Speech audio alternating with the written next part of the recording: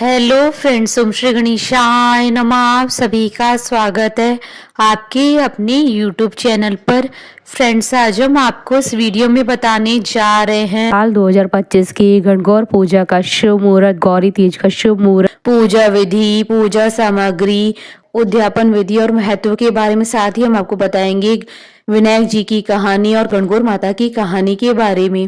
Friends, video शुरू करने से पहले आपसे रिक्वेस्ट है, अगर आप हमारे चैनल पर नए हैं और आपने अभी तक चैनल को सब्सक्राइब नहीं किया है तो प्लीज सब्सक्राइब कीजिएगा चैनल को, साथ ही प्रेस कीजिएगा बेल आइकन को, जिससे नए वीडियो से रिलेटेड नोटिफिकेशन आपको तुरंत प्राप्त हो सके। और वीडियो पसंद आने पर वीडियो को लाइक और शेयर जरूर कीजिएगा ताकि सभी भक्तों को इस वीडियो का लाभ प्राप्त हो सके। और कमेंट बॉक्स में ओम श्री गणेशाय नमः जरूर लिखिएगा। प्रत्येक साल चैत्र मास के शुक्ल पक्ष की तृतीय तिथि के दिन गणगौर तीज मनाई जाती है। गणगौर तीज को सौभाग्य तीज के नाम से जाना जाता है।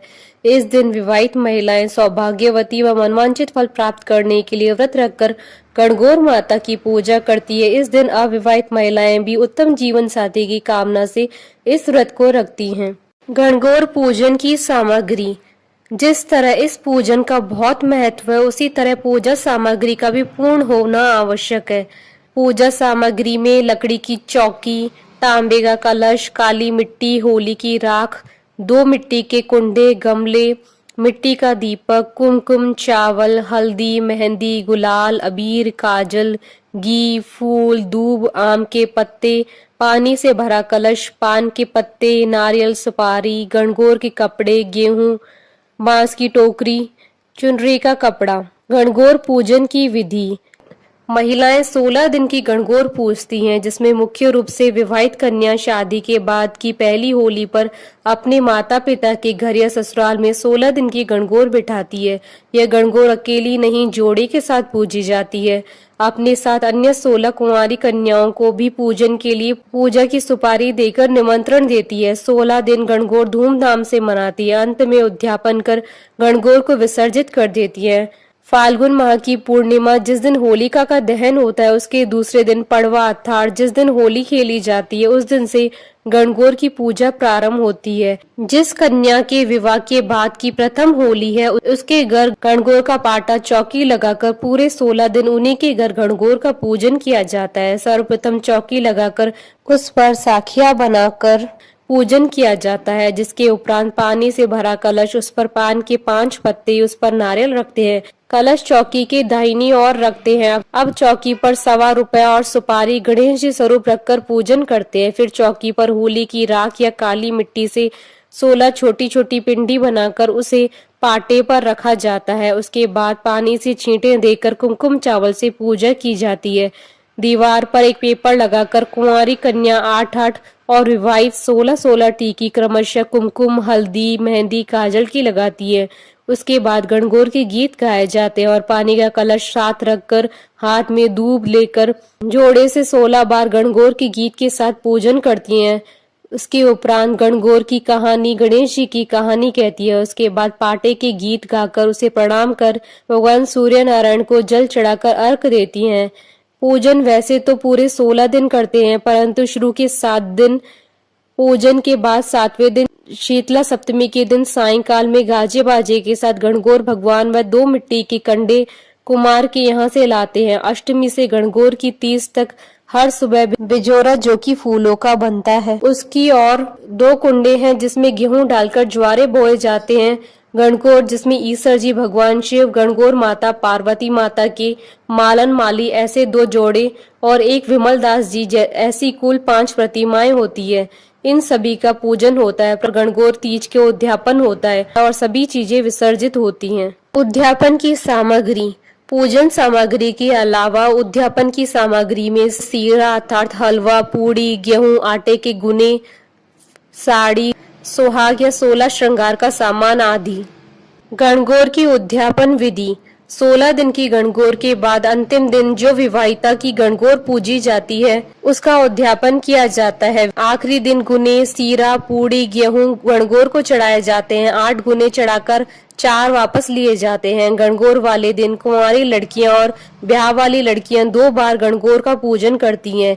एक तो प्रतिदिन वाली और दूसरी बार अपने अपने घर की परंपरा के अनुसार चढ़ावा चढ़ाकर पुनः पूजन किया जाता है। उस दिन 2 बार पूजन होता है।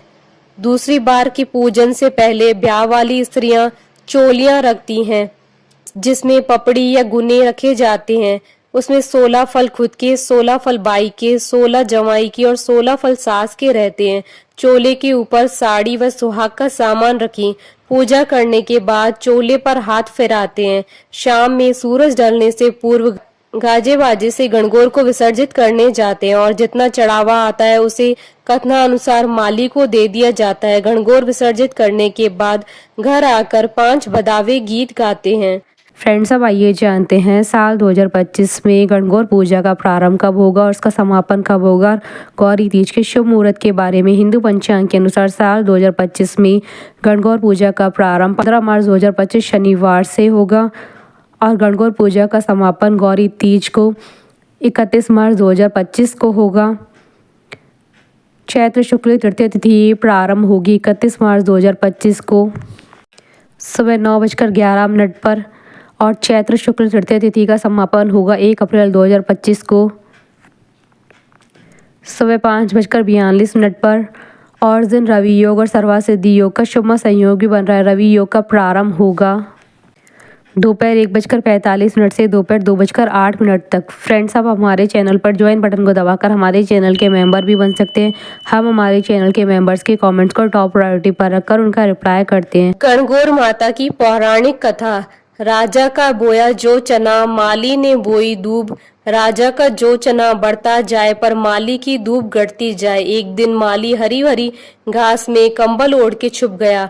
छोरियां आई दूब लेने, दूब तोड़कर ले जाने लगी तो उनका हार खोसे, उनका डोर खोसे। छोरियां बोली, क्यों मारा हार खोसे, क्यों मारा डोर खोसे। 16 दिन गणगौर के पूरे हो जाएंगे तो हम पुजापा दे जाएंगे। 16 दिन पूरे हुए तो छोरियां आई पुजापा देने।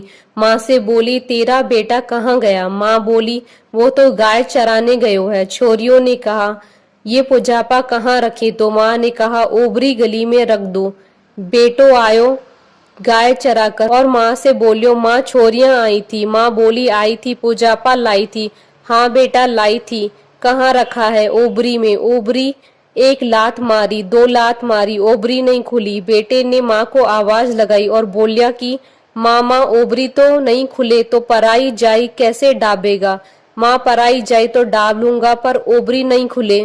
माँ आई, आंख में से काजल निकाला, मांग में से सिंदूर निकाला, चिट्टी अंगुली में से मेहंदी निकाली और छींटो दियो, ओबरी खुल गई। उसमें ईश्वर गणगौर बैठे हैं। सारी चीजों से भंडार भरया पड़ा है। हे गणगौर माता, जैसे माली के बेटे पर प्रसन्न हुई वैसे सब पर प्रसन्न होना। कहता ने सुनता ने सारे परिवार ने। गणपति जी की कहानी। एक मेंढक था और एक मेंढकी थी। दोनों जल सरोवर की पाल पर रहते थे। मेंढक दिन भर टर टर करता था, इसलिए मेंढकी को गुस्सा आता था और मेंढक से बोलती, दिन भर तू टर टर क्यों करता है। जय विनायक कराकर एक दिन राजा की दासी आई और दोनों जना को बर्तन में डालकर ले गई और चूल्हे पर चढ़ा दिया। अब दोनों खदबद सीजने लगे। तब मेंढक बोला, मेंढकी हम मर जाएंगे। मेंढकी गुस्से में बोली कि मरिया, मैं तो पहले ही थाने बोली थी, दिन भर टर्टर करना छोड़ दे। मेंढक्यों बोलो, अपना ऊपर संकट आयो, अब तेरे विनायक जी को सुमर नहीं किया तो हम दोनों मर जाएंगे। मेंढकी ने जैसे ही विनायक जी का सुमरन किया, इतने में डंडो फूटियो, हांडी फूट गई। मेंढक व मेंढकी को संकट टूटियो। दोनों जन खुशी खुशी सरोवर की पाल पर चले गए। हे विनायक जी महाराज, जैसे मेंढक मेंढकी का संकट मिटा वैसे सबका संकट मिटे। अधूरी हो तो पूरी कर जो, पूरी हो तो मान रख जो। बोलिए गणगौर माता की जय, विनायक जी महाराज की जय। हमारे साथ इस वीडियो में अंत तक बने रहने के लिए आपका धन्यवाद। ओम श्री गणेशाय नमः।